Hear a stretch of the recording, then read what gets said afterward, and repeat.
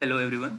तो इससे पीछे वाले वीडियो में हमने एमएसक्यू पार्ट स्टार्ट किया था 2019 के पेपर का। तो पीछे वाले वीडियो में हमने कवर किया क्वेश्चन नंबर 31 से लेके 35 तक। तो अगर वहाँ पे किसी को कोई इश्यू है तो पीछे वाले वीडियो को दोबारा से देखेंगे। ओके। अब उससे आगे चलते हैं, तो क्वेश्चन नंबर 36 से लेके 40 तक हम इस वीडियो में कवर करेंगे। तो क्वेश्चन नंबर 36 के ऊपर आते हैं। तो let's have a look on the question. Well, so we are given the question like x and y are two IID exponential lambda. ठीक है, हमारे पास दो वेरिएबल दे रखे हैं, एक है x एक है y, दोनों IID एक्सपोनेंशियल लैम्डा को फॉलो कर रहे हैं। ठीक है, उसके बाद इसने क्या बोला, if z equal to maxima of x minus y comma zero then which of the following is true. तो यहाँ पे देखो तीन चीजें डिफाइन कर रखी है। सबसे पहले क्वेश्चन में तीन चीजें गिवन है, उनको समझते हैं। सबसे पहले इसने बोला कि x और y हमारे पास दो IID एक्सपोनेंशियल लैम्डा है। ठीक है, उसके बाद z एक और नया वेरिएबल डिफाइन किया, वो है maximum of x minus y comma zero. तो सबसे पहले अगर मेरे पास कोई एक्सपोनेंशियल डिस्ट्रीब्यूशन होता है तो वो होता है जीरो से लेके इन्फिनिटी। ठीक है, तो अगर मैं x माइनस वाई के ऊपर जाता हूँ तो यहाँ पे देखो z की वैल्यू क्या होगी, या तो x माइनस वाई या फिर जीरो। कौन सी होगी जो इनमें से मैक्सिमम होगा। तो अगर मेरे पास x minus y greater than zero होगा, उस केस में z की वैल्यू होगी x माइनस वाई। और जब x minus y less than zero होगा, उस केस में हमारे पास z की वैल्यू होगी जीरो। ओके, ठीक है। अब इसके ऊपर बात करते हैं। तो अब इसने सबसे पहला क्वेश्चन में पूछ रखा है probability z equal to zero हमें फाइंड आउट करना है। तो अभी मैंने बोला कि z की वैल्यू जीरो कब होगी, जब x minus y less than zero होगा।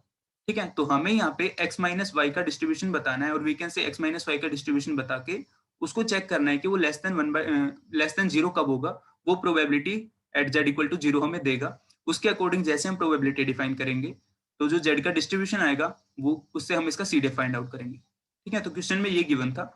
तो सबसे पहला ऑप्शन था जो पहला और सी ऑप्शन है, ए और सी ऑप्शन मतलब एक ही सेम बात है, बस प्रोबेबिलिटी चेंज कर रखी है। तो इनमें से एक सही होगा, बी और डी में से भी एक सही होगा। ठीक है, सेम बात बोल रहे हैं लेकिन फंक्शन अलग है। ओके, तो सबसे पहली बात तो यही समझनी थी कि यहाँ पे probability z equal to zero का मतलब हो गया x minus y less than zero. ठीक है, सबसे पहली बात ये थी समझने की। अब सॉल्यूशन के ऊपर आते हैं। सो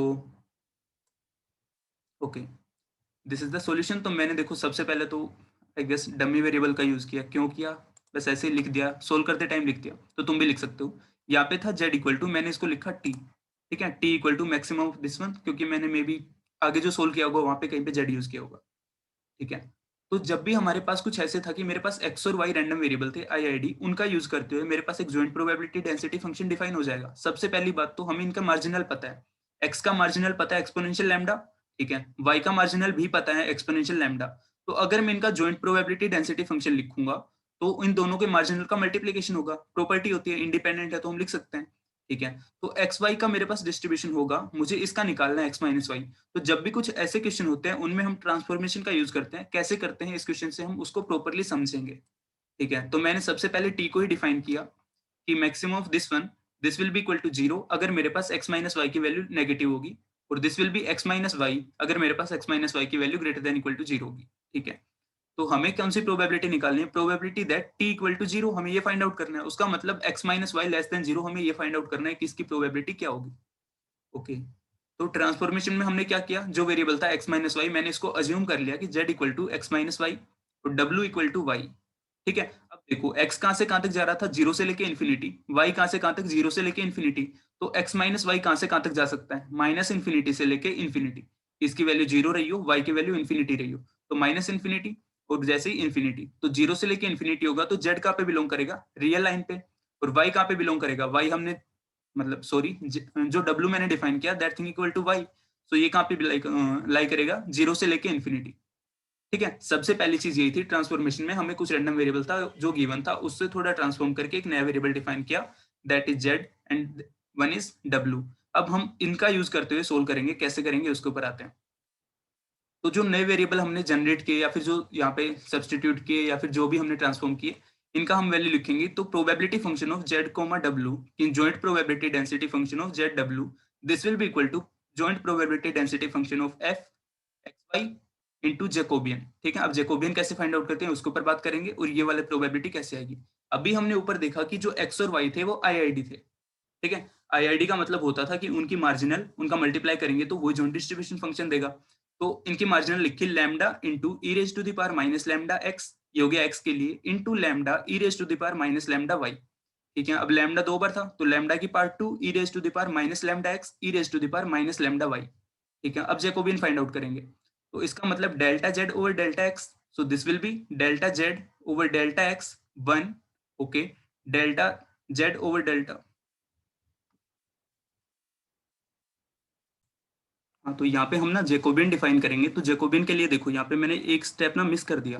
एक्चुअली यहाँ पे x की वैल्यू होगी, देखो x को अगर हम लिखना चाहेंगे तो x will be z plus y, okay, y की वैल्यू थी w, so x will be z plus w, ठीक है, और यहाँ पे y की वैल्यू w होगी। तो अब हमें जैकोबियन लिखना है, तो जैसे जैकोबियन फाइंड आउट करेंगे तो यहाँ पे x की वैल्यू कितनी है, z प्लस w, तो उसका जैकोबियन लेंगे तो delta x over delta z, तो वो फाइंड आउट करेंगे तो 1 आ गया, ओके। सेकंड स्टेप पे आएंगे तो delta z delta x upon delta y, sorry, delta x upon delta w, ठीक है, मैंने लिखा नहीं तो मैं ही कंफ्यूज हो गया, ठीक है। देखो दोबारा से देखेंगे, यहाँ पे जैकोबियन को डिफाइन कर रहे हैं हम यहाँ पे। तो सबसे पहले यहाँ पे x की वैल्यू क्या होगी, x की वैल्यू होगी z प्लस w, क्योंकि y की वैल्यू थी w, ठीक है, और y की वैल्यू है यहाँ पे w। यहाँ पे जैकोबियन डिफाइन करेंगे, so that thing will B delta x, जो सबसे पहली टर्म होगी, delta x upon delta z, ठीक है। उसके बाद सेकंड स्टेप जो होगा वो होगा delta x upon delta w, ऐसे ही delta y upon delta z, delta Y upon delta W, ठीक है। तो जब हम इसका जैकोबियन फाइंड आउट करेंगे तो वो कुछ ऐसे आएगा 1 1 0 1, ठीक है। यहाँ पे वापस सभी से देख लेंगे, यहाँ पे x की वैल्यू होगी z plus y and y equal to डब्ल्यू, ठीक है, उसके अकॉर्डिंग हम जैकोबियन डिफाइन करेंगे। तो यहाँ पे जैकोबियन जैसे हम डिफाइन आउट करेंगे तो इसकी वैल्यू आएगी 1, तो ये मैंने लिखा नहीं। इसके बाद यह क्या हो गया, सोल्व होने के बाद lambda square E raise to the power minus lambda x plus y, ठीक है। x की वैल्यू कितनी थी, z प्लस डब्ल्यू, और y की वैल्यू थी w, so this thing will be z plus 2w। तो हमने यहाँ पे एक ट्रांसफॉर्म किया और उसका यूज करते हुए हमने z कोमा w के लिए प्रोबेबिलिटी डेंसिटी फंक्शन डिफाइन किया, जो है हमारे पास lambda square E raise to the power minus lambda z plus 2w, ठीक है। उसके आगे चलते हैं आप। सो इसने बोला कि हमें z की प्रोबेबिलिटी फंक्शन बताना है, ठीक है। z क्या था हमारे पास, ऊपर हमने डिफाइन किया z equal to x minus y, तो इसका प्रोबेबिलिटी फंक्शन हमें डिफाइन आउट करना है। तो जो प्रोबेबिलिटी फंक्शन ऑफ z होगा, this will be equal to probability z, that thing equal to, हमें w को पूरी रेंज के लिए इंटीग्रेट करना पड़ेगा। जॉइंट से हम मार्जिनल कैसे निकालते थे, जॉइंट को हम पूरी रेंज के लिए इंटीग्रेट करते थे किसी एक वेरिएबल के, तो जो दूसरा वेरिएबल बच जाता था उसका मार्जिनल आ जाता था, ओके। तो हम इसको इंटीग्रेट करेंगे with respect to w for whole the range of w। अब w के बारे में रेंज हमने ऊपर डिफाइन की कि w is greater than equal to 0, okay. So 0 से लेके infinity lambda square E raise to the power minus lambda z plus 2w with respect to dw, ठीक है। इसको इंटीग्रेट करेंगे, तो इसको हमने सोल्व किया, तो सोल्व किया, ये सॉल्यूशन मैंने लिखा और इंटीग्रेशन को मैं एक्सप्लेन नहीं कर रहा हूँ, स्टेप बाय स्टेप इसको देखते जाएंगे। हमने वैसे इसको इंटीग्रेट किया है, सभी देखेंगे। Lambda square E raise to the power minus lambda Z, integration 0 से लेके infinity e raise to the power minus 2 lambda W D W. उसके बाद हमने इसको इंटीग्रेट किया, वैल्यू पुट की, तो उसके बाद हमारे पास एफ ऑफ जेड आ गया कि जेड का प्रोबेबिलिटी डेंसिटी फंक्शन आ गया, that is marginal density function of z, that thing coming out to be 1/2 lambda E raise to the power minus lambda z, ठीक है। तो यहाँ पे हमने वापस देखेंगे ऊपर से क्या क्या किया, हमने कुछ नहीं किया, हमने एक ट्रांसफॉर्मेशन का यूज किया। तो हमने z को कुछ ऐसे डिफाइन किया x माइनस वाई, वहां पे मेरे पास x की वैल्यू आ गई z प्लस वाई, और y को मैंने डिफाइन किया w से, तो x की वैल्यू आ गई z प्लस डब्ल्यू, ओके। इसके बाद हमने ये फॉर्म लगाया ट्रांसफॉर्मेशन का, जैकोबियन डिफाइन किया, जैकोबियन फाइंड आउट किया, उसमें वैल्यू पुट की। उसके बाद हमारे पास जॉइंट डेंसिटी फंक्शन आ गया, जॉइंट का यूज करते हुए हमने मार्जिनल डिफाइन किया, marginal of z will be integration for whole the range of w, ठीक है। तो 0 से इन्फिनिटी इंटीग्रेट किया, तो हमारे पास मार्जिनल आ गया z का, ठीक है। तो सबसे पहली स्टेप यही थी। अब इसके बाद चलते हैं जो गिवन क्वेश्चन था उसके लिए। तो हमें फाइंड आउट करना है कि प्रोबेबिलिटी z इक्वल टू 0, तो z इक्वल टू 0 कब होगा, क्वेश्चन में देखेंगे कि z की वैल्यू 0 कब होगी, जब x minus y less than 0 होगा, ठीक है। हमें इनका मैक्सिमम लेना है, अगर ये नेगेटिव हो गया तो उस केस में 0 वैल्यू होगी, okay. So 1 minus z greater than equal to 0, z equal to 1 minus y कर दिया, ठीक है मैंने, x माइनस वाई, ओके। अब x माइनस वाई के ऊपर कौन सी कंडीशन होनी चाहिए, यहाँ पे हमने अभी देखा कि अगर मेरे पास x minus y less than 0 होगा तो ये वैल्यू होगी, ठीक है। तो इसका मतलब 1 माइनस ग्रेटर देन 0, ठीक है। उसको मैंने सोल्व किया, तो 1 माइनस इंटीग्रेशन 0 से infinity lambda by 2 e raise to the power minus lambda z d z, ठीक है। ये प्रोबेबिलिटी डेंसिटी फंक्शन हमने अभी ऊपर डिफाइन किया है, जस्ट इसे ऊपर वाले स्टेप में। तो जैसे हम इसको इंटीग्रेट करेंगे तो इसकी वैल्यू आ रही है 1/2। सो फाइनली हमारे पास probability that z equal to 0 की वैल्यू आ गई 1/2, ठीक है। तो ये हमारे पास था एक सिंपल सा क्वेश्चन जिसमें हमने जैकोबियन का यूज किया, जॉइंट डेंसिटी फंक्शन का यूज किया, मार्जिनल का यूज किया, और उन सब का फाइंड आउट करते हुए हमने एक प्रोबेबिलिटी फंक्शन डिफाइन किया, और we can say probability find out की। प्रोबेबिलिटी z इक्वल टू 0 पे हमारे पास वैल्यू आ गई 1/2। सो ऑप्शन नंबर ए जो हमारे पास था, यहाँ पे ऑप्शन नंबर ए जो हमारे पास है, probability z equal to 0 that equal to 1/2, ये हमने अभी यहाँ पे प्रूव किया। ठीक है, अब इसके CDF के ऊपर बात करते हैं। तो अब इसके CDF के ऊपर बात करते हैं। हम प्रोबेबिलिटी फंक्शन डिफाइन किया f of z that thing will be equal to λ/2 e raise to the power minus lambda z। ठीक है, तो अब देखो मैंने वेरिएबल t डिफाइन किया है। ठीक है, यहाँ पे जब मैंने सोल्व किया था तो t z की जगह पे t डिफाइन कर रखा है। तो हमने देखो क्या फाइंड आउट करना है, CDF। CDF का मतलब क्या होता है, अगर कोई t रैंडम वेरिएबल था उसके लिए CDF निकालना है, तो किसी पर्टिकुलर पॉइंट t तक उसकी सारी प्रोबेबिलिटीज का समेशन करना है। ठीक है, तो अभी हमने एक चीज देखी है यहाँ पे कि अगर t नेगेटिव होगा तो उस केस में डिफाइन नहीं था, जीरो वैल्यू होगी। तो t की वैल्यू यहाँ पे कहां तक जा सकती थी, जीरो से लेके t तक जा सकती थी। ठीक है, वैसे माइनस इन्फिनिटी से इन्फिनिटी था, अभी हमने ऊपर देखा था x माइनस वाई की वैल्यू माइनस इन्फिनिटी से इन्फिनिटी था। लेकिन जो z रैंडम वेरिएबल यहाँ पे डिफाइन था, देखेंगे जो z रैंडम वेरिएबल डिफाइन था वो था maximum of x minus y comma zero. तो जब ये टर्म्स नेगेटिव होंगी उस केस में ये वाला फैक्टर काम ही नहीं आएगा, उस वाले फैक्टर में हमारे पास z की वैल्यू जीरो होगी, तो नेगेटिव वाली टर्म्स को हम नेग्लेक्ट करेंगे। सो बेसिकली हमारे पास क्या बच गया, इंटीग्रेशन जीरो से लेके t λ/2 e raise to the power minus lambda z dz। ठीक है, तो इसको अब हम इंटीग्रेट करेंगे, तो फाइनली जब हम इसको इंटीग्रेट करेंगे तो हमारे पास फाइनल वैल्यू आएगी 1 minus e raise to the power minus lambda z over 2। ठीक है, टी की जगह पे यहाँ पे मैंने z रिप्लेस किया। ठीक है, यहाँ पे एक बात समझने की थी कि यहाँ पे इंटीग्रेशन माइनस इन्फिनिटी से टी क्यों नहीं हुआ, उसका यही रीजनिंग था कि अगर हम यहाँ पे इस फंक्शन के ऊपर बात करते हैं तो यहाँ पे था z equal to maximum of these two terms. तो अगर ये टर्म नेगेटिव होगी तो z की वैल्यू इस वाले फैक्टर से तो आएगी ही नहीं, x माइनस वाला फैक्टर वहाँ पे यूज ही नहीं होगा, हमारे पास फैक्टर यूज होगा जीरो वाला। तो उस केस में हमारे पास प्रोबेबिलिटी वहाँ पे डिफाइन नहीं होगी।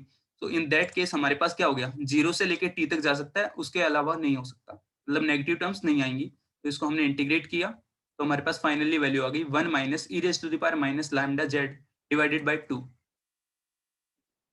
ये था हमारे पास सॉल्यूशन। तो ऑप्शन नंबर कौन सा हो गया, बी। सो ए और बी हमारे पास यहाँ पे सही है। ठीक है, तो सिंपल क्वेश्चन था, बस थोड़ा सा कैलकुलेशन था, थोड़ी अंडरस्टैंडिंग थी। आई होप समझ में आया होगा। बाकी इसमें थोड़ी सी गलतियां हो रखी है, थोड़े बस डमी वेरिएबल वगैरह है यहाँ पे, थोड़े मैंने वेरिएबल काफी यूज कर दिए तो उनको थोड़ा समझना थोड़ा टफ है, लेकिन इतना भी टफ नहीं है, समझ सकते हो। बाकी मैंने पूरा एक्सप्लेन कर दिया, आई होप समझ में आया होगा। ठीक है, तो ये हमारे पास क्वेश्चन नंबर 36 था। इसके बाद आते हैं क्वेश्चन नंबर 37 के ऊपर। तो 37 नंबर क्वेश्चन में क्या दे रखा है, हमारे पास कोई डिस्क्रीट रैंडम वेरिएबल डिफाइन किए कि x और y हमारे पास डिस्क्रीट है।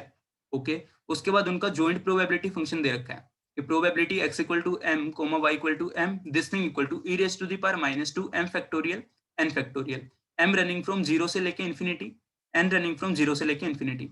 अब चार ऑप्शन दे रखे हैं। सबसे पहला option marginal density function of x। ठीक है, इसने बोला कि x का जो मार्जिनल डेंसिटी फंक्शन होगा प्रोबेबिलिटी फंक्शन होगा। ठीक है, यहाँ पे डिस्क्रीट बोला है तो डेंसिटी नहीं होगा, मास फंक्शन होगा। तो जो x था हमारे पास उसका मार्जिनल जो डिस्ट्रीब्यूशन होगा वो पॉइजन को फॉलो करेगा जिसका मीन 2 होगा।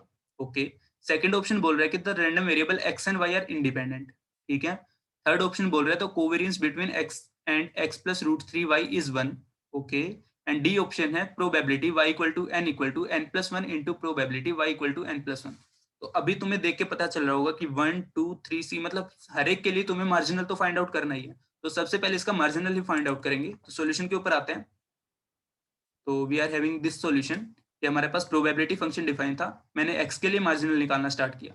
तो summation m running from zero to infinity n sorry x equal to m था तो n की सारी वैल्यूज के लिए मतलब y की सारी वैल्यूज के लिए इंटीग्रेट करेंगे। n कहां से कहां तक रन कर रहा था, जीरो से लेके इन्फिनिटी, तो summation n running from zero to infinity e raise to the power minus two m factorial n factorial. ठीक है, अब e raise to the power minus two और m फैक्टोरियल बाहर आ जाएगा। ठीक है, क्योंकि समेशन कहां पे है n के ऊपर, तो ये फैक्टर मैं बाहर लेके आया, तो summation n running from zero to infinity 1 by n factorial. Okay, अब e की पावर x का एक्सपेंशन होता था 1 plus x by 1 factorial plus x square by 2 factorial and so on. अब इस वाली टर्म जो समेशन वाली टर्म है इसको अगर हम इससे कंपेयर करके देखते हैं तो ये किसका एक्सपेंशन हो गया, e की पावर 1 का। ठीक है, एक्स फैक्टर 1 हो गया हर केस में, तो यहाँ पे जब इसको एक्सपेंड करेंगे तो वैल्यू क्या बनेगी 1 plus 1 by 1 factorial, okay, plus 1 by 2 factorial and so on. So ये क्या हो गया e की power 1। Okay, this thing is e की पावर 1। तो ये हो गया e raise to the power minus 2 into e divided by m factorial, ये हो गया e raise to the power minus 1 by m factorial. ठीक है, अब ये चीज क्या हो गई, अब अगर हम इसको पॉइजन से वेरिएट करते हैं मतलब पॉइजन वेरिएट से कंपेयर करते हैं तो पॉइजन का डिस्ट्रीब्यूशन क्या होता था, अगर यहाँ पे x इक्वल टू x है, यहाँ पे मैंने m लिख रखा है x है, अगर यहाँ पे तो e raise to the power minus lambda lambda raise to the power x over x factorial होता था। अब इसको अगर इससे कंपेयर करके देखते हैं तो x इक्वल टू m के ऊपर प्रोबेबिलिटी क्या दे रहा है, e raise to the power minus lambda, lambda की वैल्यू 1, 1 की पावर m 1 रहेगा। तो इसको जैसे हम इस चीज से कंपेयर करते हैं तो लैम्डा की वैल्यू अगर हम 1 रखते हैं, इन दैट केस ये डिस्ट्रीब्यूशन इसको फॉलो कर जाएगा, पॉइजन को फॉलो कर रहा है, तो इसका मीन हो गया 1। ठीक है, तो जो हमारे पास x था वो पॉइजन को तो फॉलो कर रहा है लेकिन उसका मीन 1 है, जबकि इन्होंने दिया है मीन इक्वल टू 2, तो ऑप्शन ए गलत हो गया। ठीक है, अब ए और बी मतलब एक्स और वाई के ऊपर बात चल रही थी, तो सिमिलरली हम वाई के लिए भी सोल्व कर सकते हैं। ठीक है, एग्जैक्टली सेम बनेगा। ठीक है, एम के ऊपर इंटीग्रेशन समेशन लग जाएगा, एन कांस्टेंट रहेगा। ठीक है, तो जैसे हमने वाई के लिए फाइंड आउट करेंगे तो वाई का भी डिस्ट्रीब्यूशन सेम आएगा, that is Poisson with distribution mean equal to 1। ठीक है, सेम रहेगा। अब हम एक चीज देख पा रहे हैं कि इनका जब हमने मार्जिनल फाइंड आउट किया, ठीक है, एक्स का मार्जिनल फाइंड आउट किया, वाई का मार्जिनल फाइंड आउट किया, दोनों मतलब पॉइजन आ गए विद वेरिएट और वी कैन से पैरामीटर 1। ठीक है, इनका जो जॉइंट दे रखा है उसको तुम देख सकते हो कि इन दोनों की मल्टीप्लीकेशन है। ठीक है, इस वाले फैक्टर की दूसरे में क्या रह गया, e raise to the power minus 1 n factorial. तो अगर इन दो फैक्टर्स को हम मल्टीप्लाई करते हैं तो क्या बन गया, e raise to the power minus 2 divided by m factorial into n factorial. अब ऑप्शन के ऊपर जाते हैं तो यहाँ पे क्या m factorial into n factorial. ठीक है, और ऊपर क्या हो गया, e raise to the power minus 2। तो हम देख पा रहे हैं कि इनका जॉइंट प्रोबेबिलिटी डेंसिटी फंक्शन जो है वो इन दोनों के मार्जिनल के मल्टीप्लीकेशन के इक्वल है। तो इस केस में हम बोल सकते हैं कि ये दोनों इंडिपेंडेंट है। ठीक है, अब इंडिपेंडेंट है तो उन दोनों के बीच में कोवेरियंस 0 होगा, सबसे पहला पॉइंट। ठीक है, इसका यूज करेंगे तो थर्ड ऑप्शन में था कोवेरियंस निकालना है x और x प्लस रूट 3y के बीच में। ठीक है, तो सॉल्यूशन के ऊपर आते हैं। ये रहा, हमें कोवेरियंस निकालना है x कोमा x plus root 3y। So this thing will be variance of x plus root 3 covariance x comma y।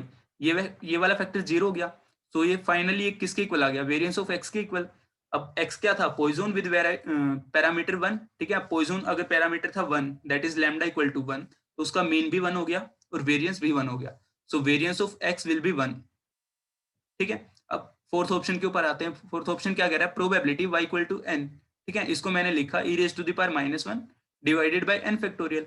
Okay, इसको n प्लस 1 से मल्टीप्लाई डिवाइड किया तो जो दूसरा फैक्टर बन गया e raise to the power minus 1 n plus 1 factorial, ये बन गया probability density function for y, probability mass function for y equal to n plus 1।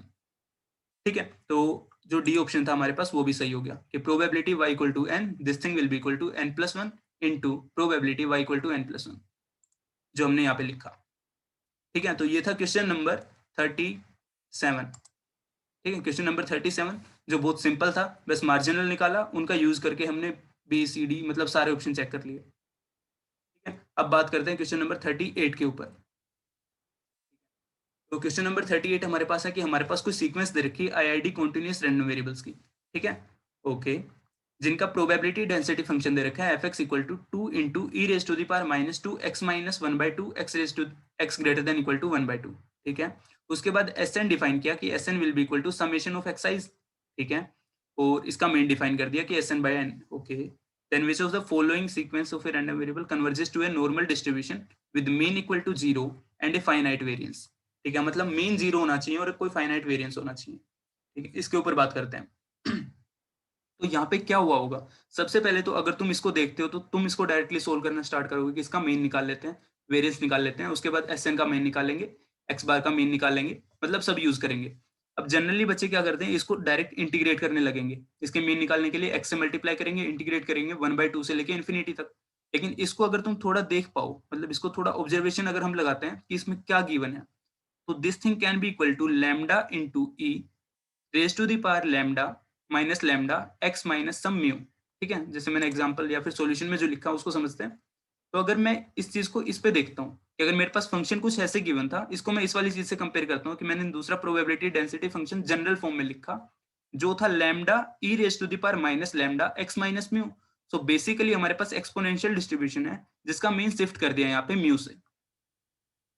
ठीक है, शिफ्टेड एक्सपोनेंशियल अगर तुमने पढ़ा हो तो वो यही चीज थी कि अगर मैं इसको कंपेयर कर रहा हूं तो यहाँ पे मेरे पास दूसरा एक डिस्ट्रीब्यूशन बन रहा है जो स्टैंडर्ड वाला था, इससे कंपेयर किया तो बेसिकली इसका मीन अगर पहले 1/λ होता था तो यहाँ पे मीन रिप्लेस हो गया, मतलब शिफ्ट हो गया 1/2 से। सो यहाँ पे जनरली जो इफेक्टिव मीन आएगा, नया मीन आएगा इस डिस्ट्रीब्यूशन के लिए, वो हो गया 1/2 प्लस 1/2, क्योंकि 1/2 से हमने शिफ्ट किया। ठीक है, तो एक्सपेक्टेशन ऑफ एक्स हो गई 1/2 plus 1/2 that thing equal to 1। ठीक है, तो अगर तुम्हें ये वाली चीज नहीं पता, ये वाली चीज नहीं आती, तो तुम इसको सोल्व करोगे तो तुम्हारा एक पेज भरेगा, टाइम लगेगा, लेकिन अगर याद है तो तुम डायरेक्ट इसको लिख सकते हो 1/2 + 1/2। ठीक है, तो ये चीज होगी हमारे पास 1/2 + 1/2, that thing coming out to be 1। तो इसका मीन आ गया 1। उसके बाद वेरिएंस के ऊपर बात करते हैं। तो वेरिएंस क्या होता था, 1/λ²। ठीक है, अब चेंज ऑफ ओरिजिन का वेरिएंस के ऊपर फर्क पड़ेगा नहीं। ठीक है, तो इसका वेरिएंस हो गया 1/4। ठीक है, सबसे पहली बात जो हमने इसको जनरल फॉर्म में इक्वेट करके देखा, तो वहां से मेरे पास मीन और वेरिएंस आ गया, जिसके लिए मुझे इसको प्रॉपर सोल्व करने की नीड नहीं पड़ी, अगर मुझे ये चीज याद थी तो। ठीक है, तो कुछ स्टैंडर्ड चीजें होती हैं, उनको तुम्हें याद रखना पड़ेगा। ओके, तो मीन वेरिएंस आ गया। अब इसके ऊपर बात करते हैं। तो अगर मेरे पास मीन वेरिएंस कुछ ऐसा था, तो एक्स बार किसको फॉलो करेगा, एक्स बार फॉलो करेगा नॉर्मल पॉपुलेशन को, जिसका मीन 1 होगा और वेरिएंस हो जाएगा 1/4n। ठीक है, और एस एन किसको फॉलो करेगा, this will follow some normal n, n/4। ठीक है, अब इसको तो आई गेस नहीं समझाने की नीड, ये तो सबने पढ़ा होगा। एक बार फिर से देख लेते हैं, यहाँ पे देख लेते हैं। जो एक्स बार होगा उसका मीन कितना हो गया, mean of S N divided by N. अब मीन ऑफ एस एन क्या होगा, mean of x1 plus mean of x2 plus so on. अब इन सब का कितना मीन था, सम से म्यू था, तो एन म्यू हो गया, N mu divided by N, तो इसका म्यू हो गया। तो एक्स एन का मीन हो गया म्यू, इसका हो गया एन म्यू। ठीक है, यहाँ पे म्यू की वैल्यू कितनी थी, 1। यहाँ पे हम देख पा रहे हैं कि एक्सपेक्टेड वैल्यू 1 थी। सो यहाँ पे एन म्यू का मतलब यहाँ पे म्यू हो गई तो 1 हो गया, यहाँ पे एन हो गया।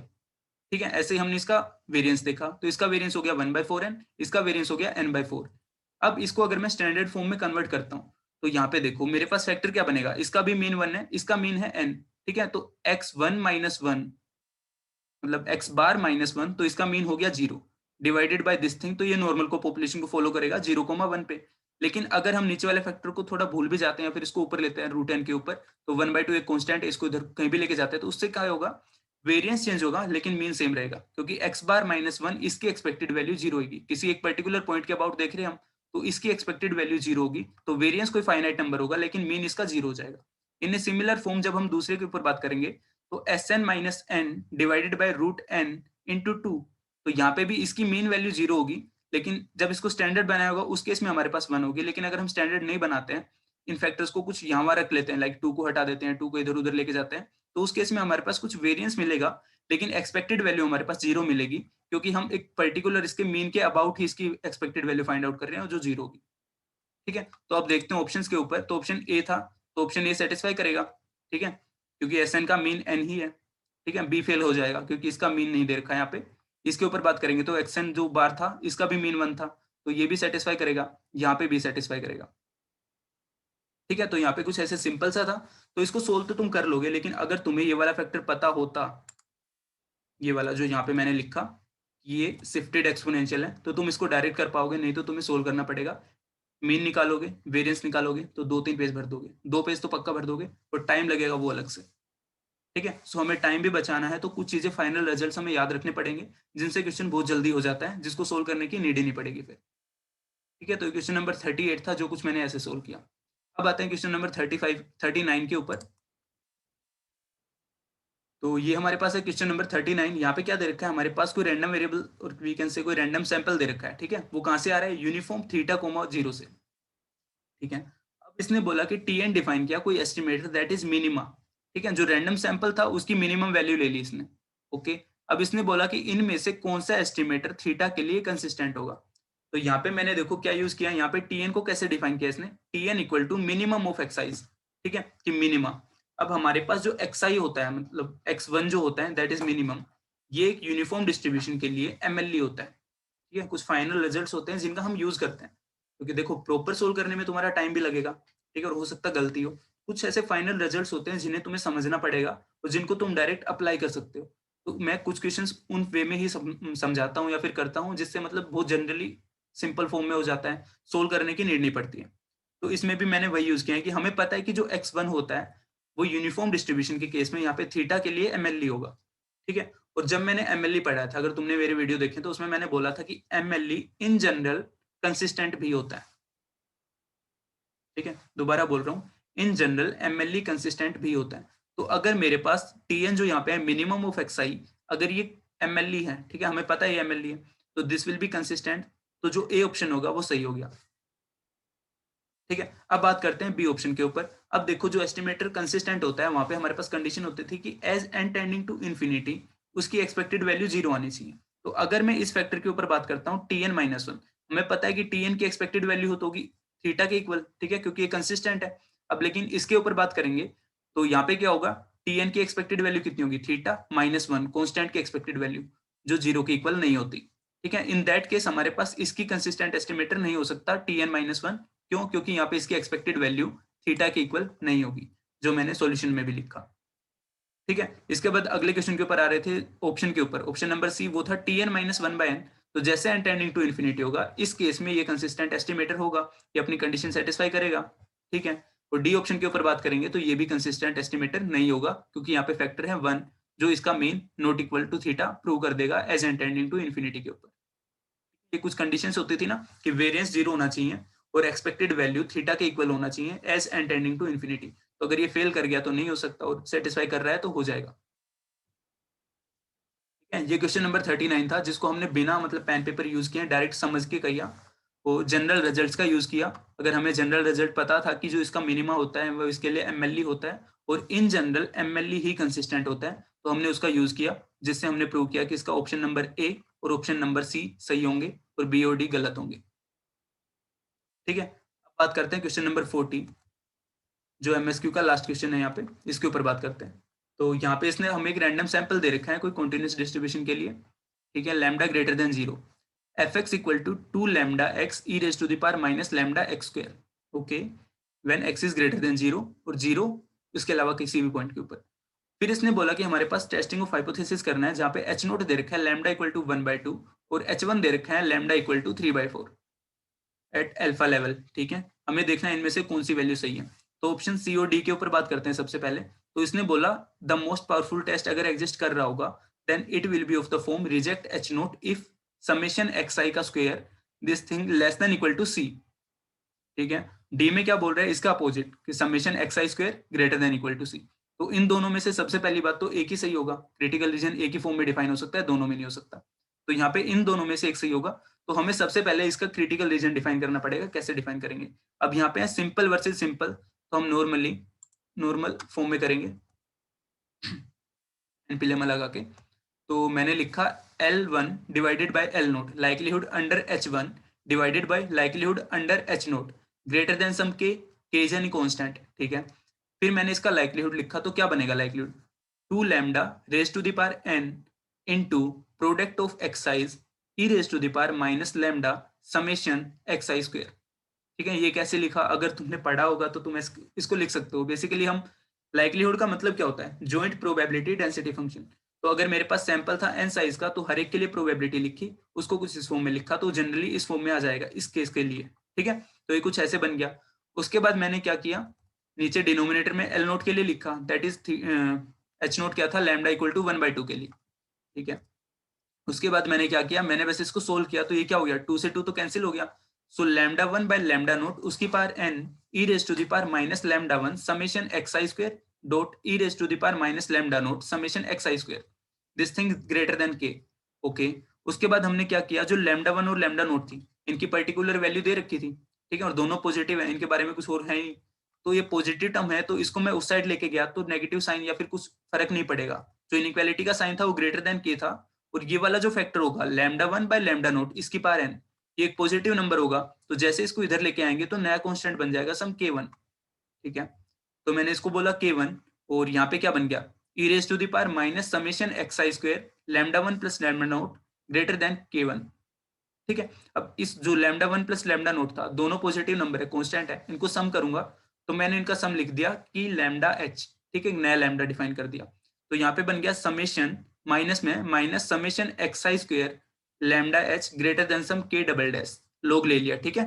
तो ये क्या हो गया, अब यहाँ पे मेरे पास देखो टर्म क्या है, minus summation xi square lambda h, ये एक और कांस्टेंट है जिसका है लैम्डा 1 प्लस लैम्डा नोट का summation, this thing is greater than k dash. उसके बाद मैंने इसको मल्टीप्लाई कर दिया, और वी कैन से डिवाइड कर दिया माइनस लैम्डा एच से, ठीक है, दोनों साइड में। तो ये वाला फैक्टर क्या बन गया, समेशन xi स्क्वायर, नेगेटिव भी था, तो यहाँ पे क्या होगा, इनइक्वालिटी चेंज हो जाएगी, तो इनइक्वालिटी चेंज होगी लेस देन, यहाँ पे नया कांस्टेंट बन गया सम constant c।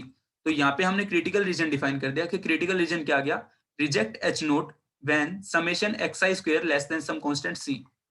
So option number C के ऊपर जाते हैं, तो यहाँ पे बोल रहा है कि reject h naught if x1 square plus x2 square and so on xn square less than some c, जो हमने यहाँ पे अभी प्रूव किया। ठीक है, अब बात करते हैं ऑप्शन नंबर ए और बी के ऊपर। ऑप्शन नंबर ए में बोल रहा है, the most powerful test exist for each value of alpha. Okay, the most powerful test does not exist for some value of alpha. तो अभी जैसे हमने क्रिटिकल रीजन डिफाइन किया यहाँ पे, अब इस हर क्रिटिकल रीजन में तुम कोई भी सी की वैल्यू देखोगे, मतलब ये सी की वैल्यू एग्जिस्ट करनी चाहिए। बेसिकली हमारे पास क्रिटिकल रीजन में यहाँ पे सी की वैल्यू एग्जिस्ट करनी चाहिए किसी भी अल्फा के लिए। ठीक है, अगर वो एग्जिस्ट कर गई तो हम बोलेंगे कि हर एक अल्फा के लिए हमारे पास एमपीसीआर एग्जिस्ट कर रहा है। तो यहाँ पे हम देख पा रहे हैं कि यहाँ पे समेशन एक्स आई स्क्वायर जो होगा और लेस देन सी, तो हर अल्फा के लिए हमारे पास सी एग्जिस्ट करेगा। सो इन जनरल मतलब वो नहीं है कि रिटर्न ट्रायल है, रिटर्न ट्रायल भी नहीं कह सकते, पर वी कैन से कि हाँ प्रैक्टिस से या फिर काफी क्वेश्चन किए उसके अकॉर्डिंग है कि जनरली हमारे पास जो डिस्ट्रीब्यूशन सिमेट्रिक होते हैं उस केस में हमारे पास हर पॉइंट के लिए एमपीसीआर एग्जिस्ट करिए जरूरी नहीं है। ठीक है, दोबारा सुनेंगे। जो डिस्ट्रीब्यूशन हमारे पास सिमेट्रिक होते हैं वहां पे कहीं कहीं ऐसे केस मिल जाते हैं जहां पे हमारे पास एमपीसीआर एग्जिस्ट नहीं कर रहा होगा हर अल्फा की वैल्यू के लिए। ठीक है, लेकिन यहाँ पे क्या है, हमारे पास सिमेट्रिक डिस्ट्रीब्यूशन नहीं है। ठीक है, तो यहाँ पे एग्जिस्ट कर जाएगा।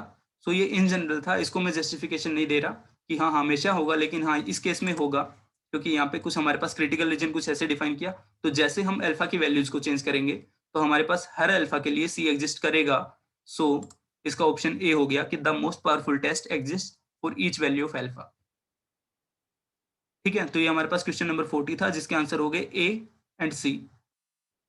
ठीक है, तो इस वाले वीडियो में हमने कवर किए क्वेश्चन नंबर 45 से, सॉरी 36 से लेके 40 तक।